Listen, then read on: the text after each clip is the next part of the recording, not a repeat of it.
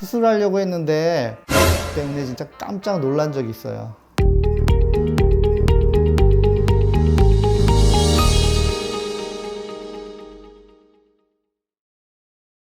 안녕하세요. 올리브성형TV 성형외과 전문의 반준섭 원장입니다. 오늘은 코 수술에 대해서 이야기를 좀 나눠본다고 하는데요. 영상 끝까지 시청해주세요.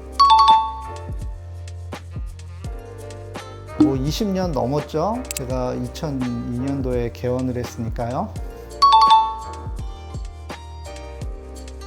요즘에는 사실은 CT를 도입해서 촬영을 수술 전에 하고서 이제 진단을 하기 때문에 그런 일이 없는데요. CT 없었을 때는 수술 전엔 환자 상태를 잘 모르는데 열어보고 나서 재수술 같은 경우에 좀 깜짝 놀라고 그런 적이 좀 있었죠.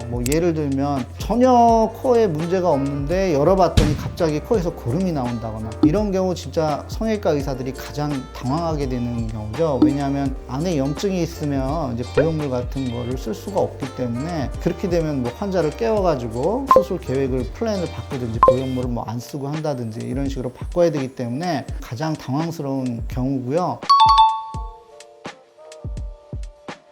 기억에 남는 환자분들 말씀드리면 저희 지인들이나 가족들도 있고 연예인분들도 있는데요. 솔직히 저는 제일 기억에 남는 환자들은 성형외과 의사 선생님들이에요. 성형외과 의사 선생님이 직접 이렇게 오셔서 수술까지 받으신다는 건 제가 어느 정도 인정을 받는다는 생각도 들어서 좀 기분이 좋았고요. 거짓말처럼 들리실 수도 있는데 성형외과 원장님 오셔가지고 그 성형외과 진료 보시다가 상담을 했는데 상담 오신 분이 코가 너무 예뻐서 어디에서 했냐고 물어봐가지고 저희 병원 알아내가지고 오셨다고 하신 분도 계시거든요. 그럴 때 정말 뿌듯하죠.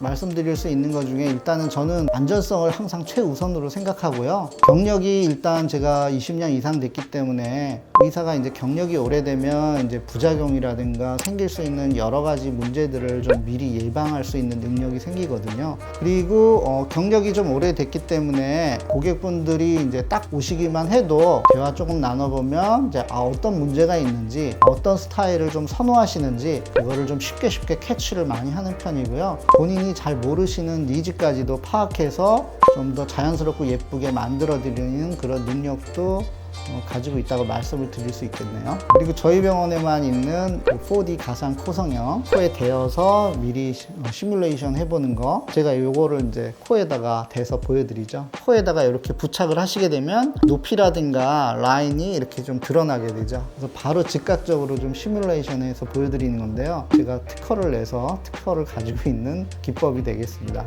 오늘은 코 수술에 대한 여러 에피소드들과 코 수술에 대한 저희 병원의 특별한 점을 좀 말씀드려 봤는데요. 궁금한 점이나 질문 있으시면 아래 댓글로 남겨주시면 제가 답변을 해드리도록 하겠습니다. 지금까지 올리브성형TV 성형외과 전문의 반준섭 원장이었습니다. 감사합니다.